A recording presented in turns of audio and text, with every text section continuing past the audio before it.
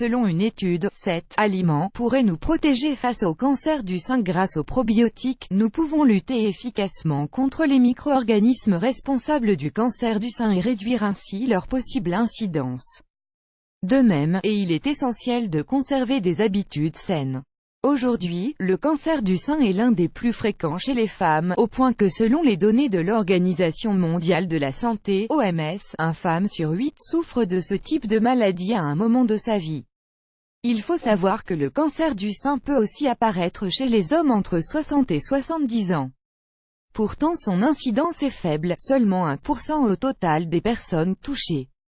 Ce type de cancer n'est pas celui qui a le plus fort taux de mortalité. Aujourd'hui, l'espérance de vie augmente et les personnes qui l'ont vaincu sont de plus en plus nombreuses.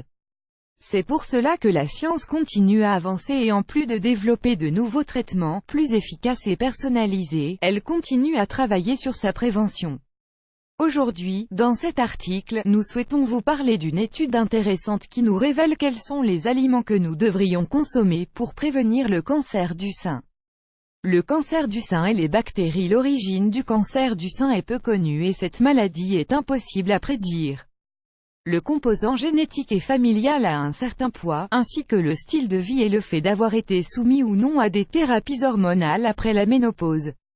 Personne ne peut savoir s'il va développer un cancer du sein dans le futur. Seule la prévention et les check-ups périodiques restent nos meilleures armes et nos meilleurs alliés pour faire face à cette maladie. Il y a quelque temps, une intéressante nouvelle est sortie dans les médias et elle peut nous être d'une grande utilité. Nous allons vous la détailler. Les bactéries et le cancer du sein. La Société américaine de microbiologie a mené un long travail de recherche qui est sorti il y a peu dans les revues comme Science Daily ou Applied and Environmental Microbiology. Le travail et les résultats ont été les suivants. On a extrait du tissu de glande mammaire à 58 femmes qui ont eu une mastectomie à la suite de la détection d'une tumeur maligne, à 50 femmes qui souffraient d'une tumeur bénigne, et à 23 autres qui, après des opérations de chirurgie esthétique, ont proposé de donner des prélèvements de leur sein à la recherche. Les microbiologistes avaient pour objectif d'étudier la présence de bactéries dans chacun de ces tissus pour vérifier s'il existait une différence d'intérêt entre eux. La recherche était menée par le professeur Gregor Reed, de l'Université d'Ontario, Canada, qui a découvert que les femmes qui avaient un cancer à ce moment avaient une présence notable de bactéries Escherichia coli et de Staphylococcus epidermidis. Ces deux bactéries nocives favorisent les fractures et une série de manquements dans certaines chaînes de l'ADN, et évitent que l'oxygène n'arrive jusqu'aux cellules, provoquant ainsi l'apparition de tumeurs malignes. Il faut savoir que la présence de ces bactéries ne signifie pas que l'on va souffrir à tout prix d'un cancer du sein. Elles sont cependant à l'origine d'un plus grand risque. S'il y a des antécédents ou que l'on fume, le risque est d'autant plus élevé. Les probiotiques pour lutter contre les bactéries nocives augmentent le risque de cancer du sein. Cette information peut en surprendre beaucoup, mais il faut savoir que les seins ont également leur propre flore bactérienne, avec une microvie complexe et importante dont la fonction est essentielle. La proposition des scientifiques est claire et pleine d'espoir. Voici une manière de prévenir et même de lutter contre le cancer, protéger le système immunitaire et concevoir des antibiotiques spécifiques à ce type de bactéries du cancer du sein.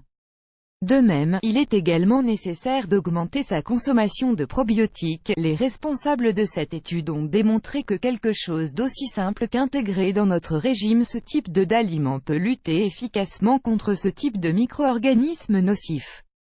Ainsi, nous vous recommandons d'améliorer votre alimentation de la manière suivante, dans le but de renforcer la flore naturelle de vos seins. Ajoutez à votre petit déjeuner une tasse de yaourt nature aux fruits, consommez environ 30 g de chocolat noir chaque jour. Une fois par jour, consommez 1 ou 2 cuillerées de kéfir 25 à 50 g. La choucroute ou le chou fermenté est également très bon. La soupe de miso est très recommandée et délicieuse. Parmi les boissons naturelles que vous pouvez consommer, on trouve le thé de kombucha. Ayez un régime équilibré faible en graisse, sans oublier une bonne hygiène. Lavez-vous les mains régulièrement ainsi que chaque aliment que vous consommez.